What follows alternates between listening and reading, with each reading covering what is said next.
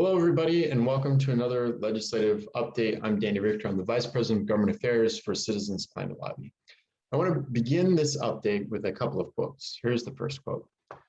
13 grams of salt, 425 grams of water, 30 to 75 grams sourdough starter, depending on ambient temperature and available rise time, 500 grams flour. That is the basic recipe for all of the loaves of bread I bake. Here's another quote. Depending on how it is structured, a tax on carbon pollution could be the most powerful policy enacted by the United States to tackle climate change. Now, you're probably saying, yeah, Danny, that's the basic recipe for ambitious climate policies. Nice analogy, giant nerd. What scientist or economist did you get to say that? Well, actually, that was the New York Times reporting on Friday, September 24th, in an article titled, Democrats Consider Adding Carbon Tax to Budget Bill. In that same article, you have this. Senator Ron Wyden of Oregon, the chairman of the Senate Finance Committee, confirmed that the Senate Majority Leader had asked him to craft legislation that would put a price on carbon emissions with some kind of quote unquote carbon dividend. Guys, this is huge.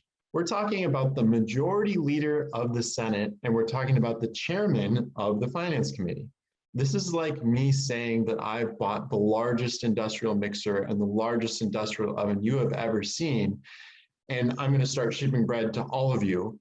And the presidents of the companies making the ovens and the mixers were saying, yep, we're going to do this. Stated differently, the policy we've been working on for more than 10 years is being reported on in one of the most prominent newspapers in our country, with confirmation that the major players in the Senate are working on putting the policy together. So this is why this is a really big deal. Even though we haven't seen the Senate's legislative language for this package as we had hoped to on September 15th, the last few weeks have brought the carbon pricing conversation fully out into the open in pieces like this in the New York Times, as well as in other outlets, and that's a great place to be. But Danny, you say, wasn't there a concerning kerfuffle amongst House Democrats last week? Doesn't that mean that all hope has left the world? Well, it is true that they suspended the laws of time and space in the House, and it is true that they did not reach a deal. Let me explain. Earlier this year, a deal was struck between House moderates and progressives, and a rule was passed that the House would vote on the joint bipartisan infrastructure bill that already passed the Senate, as well as the House version of a budget reconciliation package. That rule permitting a vote was set to expire on Thursday, September 30th.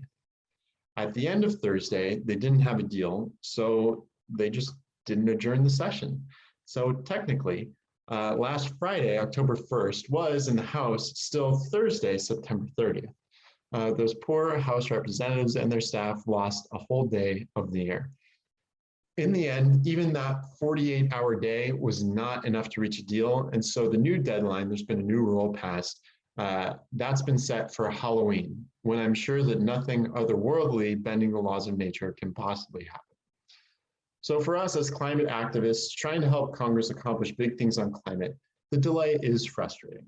But when you get right down to it, both moderates and progressives agree that the worst case is that Congress does nothing. So while I'd rather have not had this delay, I still think that a reconciliation bill stands a very good chance of happening. So now what can you do? Keep doing what you're doing.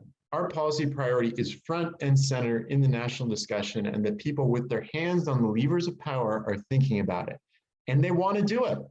It's still important to keep up our supportive grassroots advocacy in the local media, social media, and in their communities, showing support for this policy and encouraging members of Congress to keep moving forward on it.